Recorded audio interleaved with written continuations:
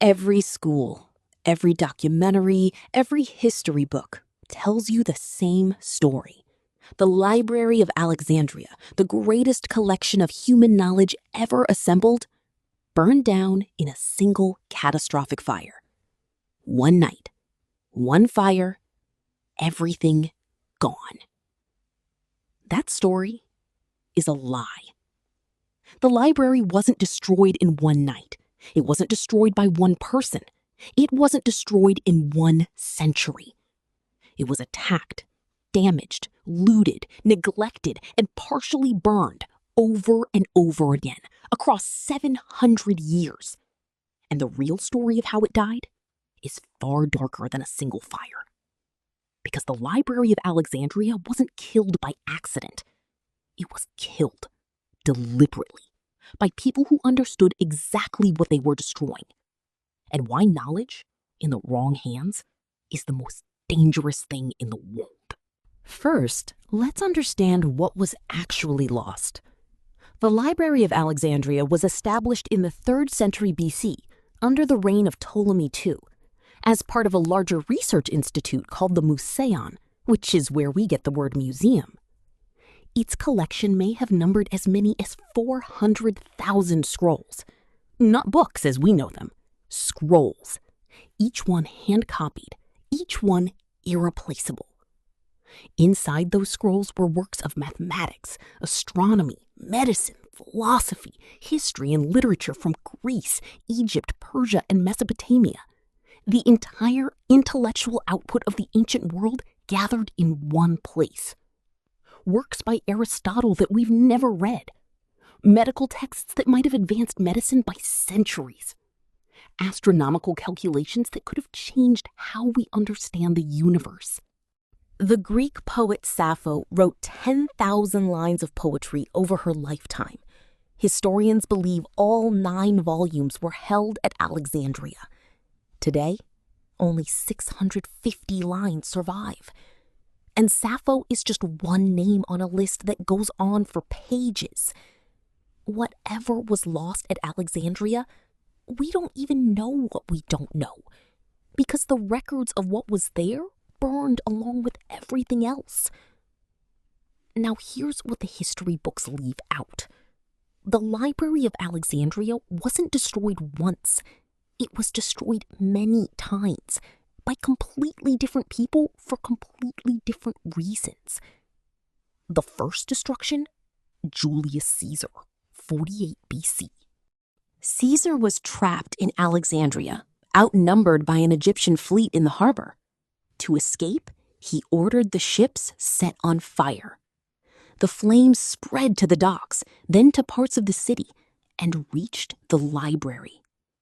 Ancient historians disagree on how much burned. Plutarch claimed everything was destroyed. Others said only 40,000 scrolls were lost. Caesar himself wrote about the harbor fire, but conveniently never mentioned the library at all. The second destruction, Emperor Aurelian, 270 AD. During a military campaign to retake Alexandria, Aurelian's forces destroyed the royal quarter of the city, where the main library was housed. Most historians believe this ended whatever had survived Caesar's fire. The third destruction, Bishop Theophilus, 391 AD. Empowered by a Christian imperial decree, the Bishop of Alexandria led a violent mob to the Serapeum, the secondary library. He personally struck the first blow to the statue of the god Serapis. His followers destroyed and looted everything inside. A church was built on the ruins. The fourth destruction, Caliph Omar, 640 AD. When Muslim forces conquered Alexandria, the conquering general reportedly asked Caliph Omar what to do with the library's remaining holdings. The Caliph allegedly replied, "If these books agree with the Quran, they are superfluous. If they disagree, they are heresy. Burn them." It was said the books were used as fuel for the city's bathhouses, and that it took 6 months to burn them all. Though historians debate whether this story is accurate, the books were gone either way. But here's what makes the Library of Alexandria different from every other historical tragedy. Most historians now believe the real cause of its destruction wasn't fire at all. It was neglect. The library depended entirely on royal funding. When the Ptolemaic dynasty weakened, funding dried up. Scholars stopped coming. Scrolls stopped being copied. The collections stopped growing. A library that isn't maintained doesn't burn. It fades. Papyrus rots. Scrolls crumble. Ink fades.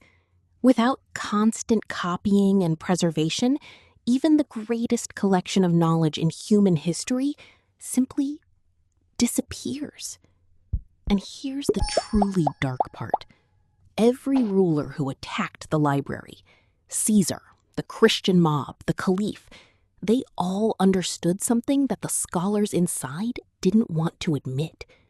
Knowledge is power, and destroying knowledge is the fastest way to control people. The Library of Alexandria didn't just contain books about philosophy and poetry. It contained maps of trade routes, military strategies, astronomical calculations that determined when to plant crops and when floods would come. Whoever controlled that knowledge controlled the ancient world, and whoever destroyed it controlled what came after.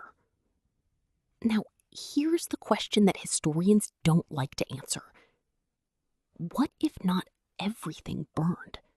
The library had satellite collections, scrolls stored in other locations across Alexandria and beyond.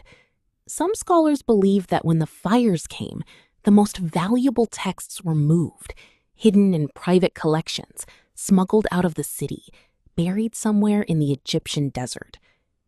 We know that some texts survived, works by Euclid, parts of Aristotle, medical texts by Galen. How did they survive? Someone saved them. Someone copied them. Someone hid them. In 1945, a collection of ancient texts was discovered buried in clay jars in the Egyptian desert near Nag Hammadi, texts that had been hidden for over 1,600 years, texts that were never supposed to be found. If those texts survived, what else is still out there? Somewhere in the Egyptian desert, in the basement of a monastery, in a private collection that has never been cataloged, there may be scrolls from Alexandria.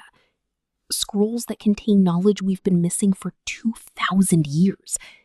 We just don't know where to look. A modern Library of Alexandria was built in Egypt in 2002, the Bibliotheca Alexandrina. It holds millions of books, digital archives, and research centers. But the original scrolls, the 400,000 works of the ancient world, gone. Or maybe not entirely. The real tragedy of Alexandria isn't that knowledge was destroyed by fire. It's that knowledge was destroyed by choice, by people who decided that controlling what others know is more important than what those people could discover. That's not an ancient problem. That's a human problem. And it didn't stop in 640 AD. Subscribe, because next week we go even deeper into the stories history decided you shouldn't know.